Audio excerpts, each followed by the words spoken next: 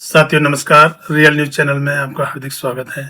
देश में इतनी समस्याएं हैं, चुनावों के ऊपर लोगों का भरोसा टूट रहा है, न्याय व्यवस्था के ऊपर लोगों के होश उड़े हुए हैं, बेरोजगारी चरम पर व्याप्त है, महंगाई ने त्राहिमाम त्राहिमाम मचा रखा है।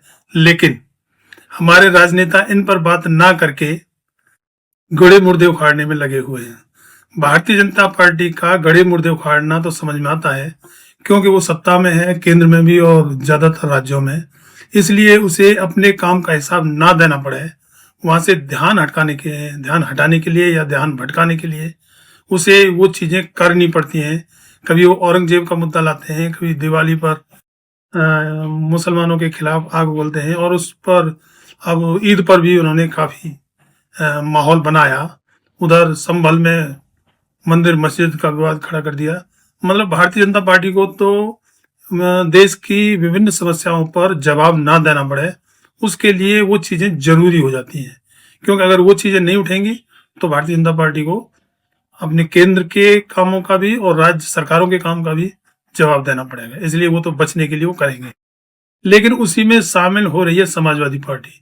समाजवादी पार्टी के राज्यसभा सांसद रामजी लाल सुमन, जो उन्हें अपनी बात करनी चाहिए थी, लेकिन वो भारतीय जनता पार्टी के पिच पर पहुंच गए और उन्होंने कहा कि बाबर को लाया कौन था, और राणा सांगा को गद्दार कहा।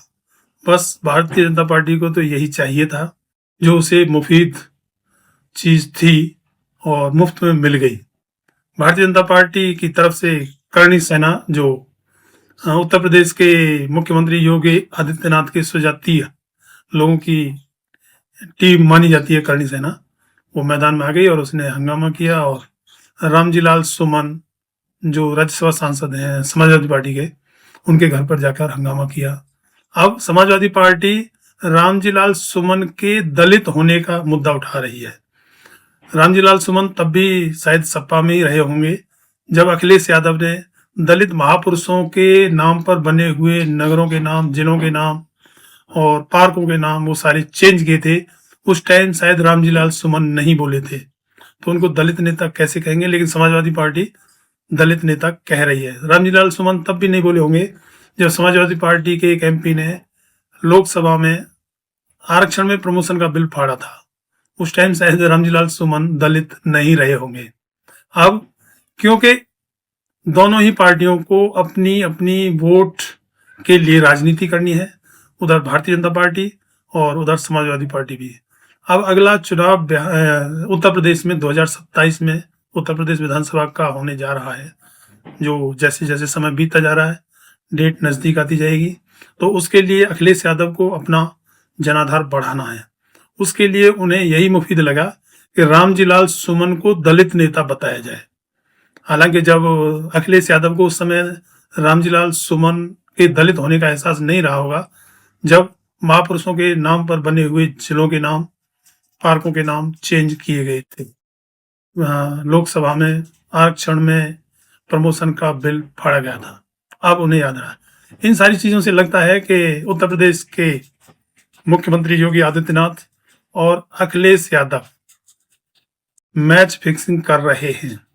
समाजवादी पार्टी उधर से राणा सांगा को गद्दार बता रही है और उस पर जोर लगा रही है। योगी आदित्यनाथ की स्वजातीय सेना करणी सेना उधर से जोर लगाएगी और पब्लिक का ध्यान इन दोनों पार्टियों पर ही होगा। एक पक्ष में होगा, एक विपक्ष में होगा, दोनों ही मिलकर। और तमाम पार्टियों को गुमनाम करने का इनका प्रोग्राम है। तो इन्हें किसी के गद्दार होने से, या बाबर को कौन लाया था, या आर्यों को कौन लाया था, या आर्यों ने किस किस को बुलाया था, उन चीजों से इन्हें कोई लेना देना नहीं है और ना ही इन्हें पता है उसके बारे में। पूरा इतिहास भी नहीं पढ़ा उन्होंने। लेकिन मैच फिक्स करके खेलना है। जीत हमारी हो या तुम्हारी, वो पहले से फिक्स है। तो इसलिए ये जो शोर शराबा है करणी सेना का और समाजवादी पार्टी का, समाजवादी पार्टी भी प्रोग्राम बना रही है कि वो ईद के बाद में इस पर प्रदर्शन करेगी और ये करेगी और वो करेगी। उधर भारतीय जनता पार्टी तो उन कामों में पहले से ही बिजी रहती है, व्यस्त रहती है। उसको जो काम करने चाहिए, क्योंकि वो सत्ता में है, महंगाई पर काम करना चाहिए, बेरोजगारी पर काम करना चाहिए, न्याय व्यवस्था चरम पर न्याय व्यवस्था में भ्रष्टाचार जो है चरम पर पहुंच चुका है। और सिर्फ न्याय व्यवस्था ही नहीं, तमाम डिपार्टमेंट्स में, ठेकों में पुल गिर रहे हैं और दुनिया भर की बातें हो रही हैं। महंगाई ने आम जनता की कमर तोड़ रखी है। उन पर बात भारतीय जनता पार्टी को करनी चाहिए, लेकिन भारतीय जनता पार्टी उन मुद्दों से बचने के लिए ही ऐसा सहारा ढूंढती है और अखिलेश यादव उनको वो सहारा दे रहे हैं। तो इस प्रकार कहा जा सकता है दोनों की मैच फिक्सिंग है। इसमें पब्लिक को ज्यादा इंटरेस्ट नहीं लेना चाहिए और इनसे अपनी दूरी बनाकर रखनी चाहिए, दोनों से ही।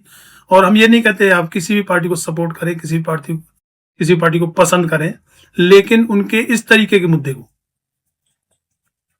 मुद्दों पर ज्यादा ध्यान नहीं देना चाहिए। ये सिर्फ पब्लिक को परगलाने का तरीका है और दोनों पार्टियों का मिला जुला एक वर्क है, मिला जुला प्रोग्राम है। तो यही कहना था कि आजकल मैच फिक्सिंग चल रही है। उधर बीजेपी और उसके सहयोगी दल मैच फिक्सिंग खेल रहे हैं। बिहार का चुनाव है, वहां एक मुस्लिमों के समर्थन में खड़ा होगा तो दूसरे मुस्लिमों के विरोध में खड़े होंगे। इस तरीके से वो भी मैच फिक्सिंग कर रहे हैं और ये इनका भी मैच फिक्सिंग है। एक का बिहार विधानसभा चुनाव के लिए मैच फिक्सिंग है तो दूसरों का उत्तर प्रदेश विधानसभा चुनाव के लिए मैच फिक्सिंग करके शोर मचाना, करना कुछ नहीं है। ये साफ है कि अगर राणा सांगा ने बाबर को बुलाया था या नहीं बुलाया था वो बात अलग है, उससे अब होना क्या है। अब तो आगे की बात करनी चाहिए, लेकिन आगे की बात ना करके पीछे की बात करेंगे, जो देश को कमजोर करने वाली बात है। चाइना, अमेरिका नई नई खोज कर रहे हैं, वो अंतरिक्ष में जा रहे हैं।